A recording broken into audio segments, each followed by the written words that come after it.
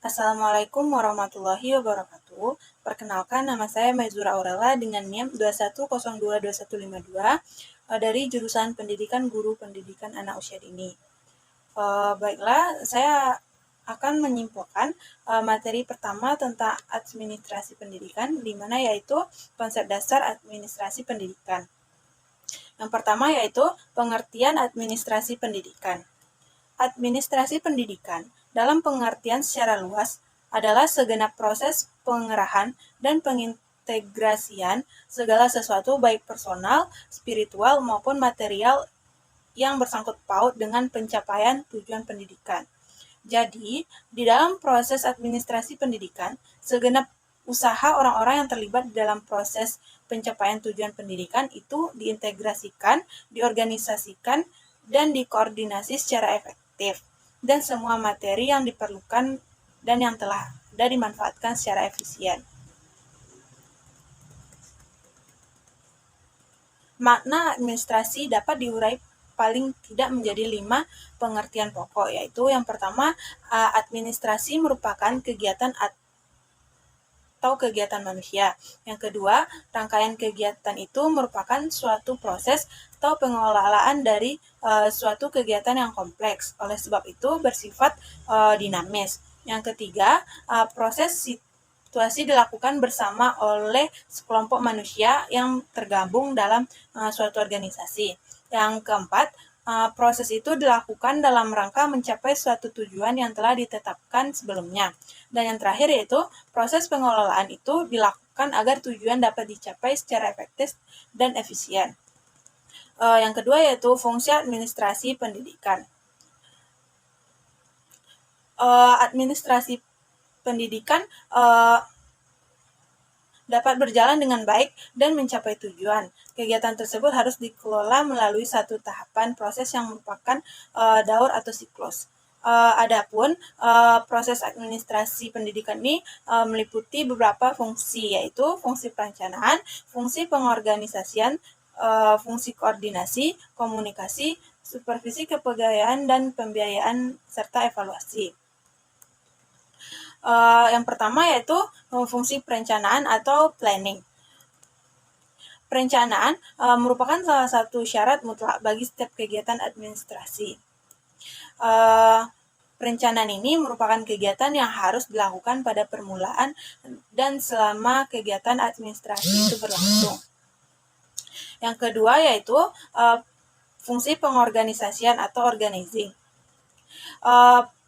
Organizing atau pengorganisasian itu merupakan aktivitas menyusun dan membentuk hubungan-hubungan kerja antara orang-orang sehingga terwujud satu kesatuan usaha dalam mencapai tujuan-tujuan yang telah ditetapkan. Yang ketiga yaitu pengkoorganisasian atau coordinating.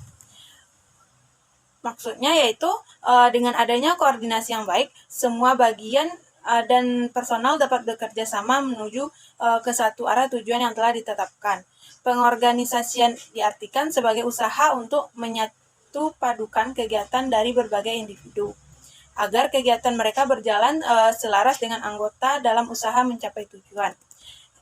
Yang keempat yaitu komunikasi dalam melaksanakan suatu program pendidikan, di mana dalam komunikasi bebas, setiap anggota dapat berkomunikasi dengan setiap anggota yang lain. Sedangkan dalam komunikasi terbatas, setiap anggota hanya dapat berhubungan dengan beberapa anggota tertentu saja. Yang kelima yaitu supervisi setiap pelaksanaan program pendidikan, yaitu fungsi supervisi yang terpenting adalah menentukan kondisi-kondisi atau syarat-syarat apakah yang diperlukan, memenuhi atau mengusahakan syarat-syarat yang diperlukan itu. Yang keenam yaitu kepegawaian atau staffing. Sama halnya dengan fungsi-fungsi administrasi pendidikan yang telah diuraikan terlebih dahulu. Aktivitas yang dilakukan di dalam kepegawaian antara lain menentukan, memilih, menempatkan, dan membimbing personal. Yang ketujuh yaitu pembiayaan biaya atau pembiayaan merupakan salah satu faktor yang sangat penting dalam sebuah organisasi, karena biaya sangat menentukan bagi kelancaran jalannya sebuah organisasi. Yang kedelapan yaitu penilaian atau evaluasi. di mana fungsi administrasi pendidikan adalah untuk meneliti dan mengetahui sampai mana pelaksanaan yang dilakukan di dalam proses keseluruhan organisasi mencapai hasil sesuai dengan rencanakan atau program yang telah ditetapkan. Yang ketiga yaitu tujuan administrasi pendidikan. Tujuan pendidikan administrasi adalah meningkatkan efisiensi dan efektivitas penyelenggaraan operasional pendidikan dalam mencapai tujuan pendidikan. Yang kedua yaitu ruang lingkup atau bidang garapan administrasi pendidikan. Sebagaimana halnya disiplin, ilmu administrasi pendidikan mempunyai bidang garapan ruang lingkup tersendiri.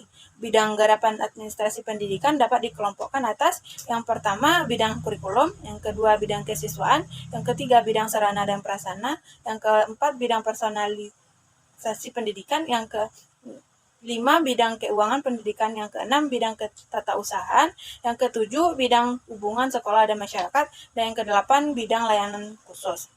Nah, selanjutnya itu prinsip-prinsip administrasi pendidikan. Dalam lingkup administrasi pendidikan terdapat banyak dasar-dasar atau prinsip-prinsip. Di antaranya yaitu yang pertama prinsip efisiensi. Seorang administrator akan berhasil mendapatkan kesuksesan bila mana seorang administrator tersebut mampu menggunakan sumber daya atau sumber tenaga dan fasilitas secara efisien. Yang kedua, prinsip pengelolaan seorang administrator akan mendapatkan hasil yang efektif dan efisien, yakni hasil yang sesuai dengan tujuan ditetapkan sebelumnya. Yang ketiga yaitu prinsip pengutamaan tugas pengelolaan. Prinsip ini pada dasarnya penghindaran diri seorang administrator dari hal-hal yang cenderung bersifat negatif dalam melakukan administrasi pendidikan. Misalnya, bila suatu pekerjaan yang bersifat manajemen dan pekerjaan yang bersifat operatif dilakukan secara bersamaan, maka seorang administrasi akan cenderung melakukan hal-hal yang bersifat operatif. Terakhir yaitu prinsip kepemimpinan yang efektif, yakni kepemimpinan yang memperhatikan dimensi-dimensi hubungan antara manusia, dimensi pelaksanaan tugas, dan dimensi situasi dan kondisi yang ada. Baiklah, sekian kesimpulan yang dapat saya sampaikan.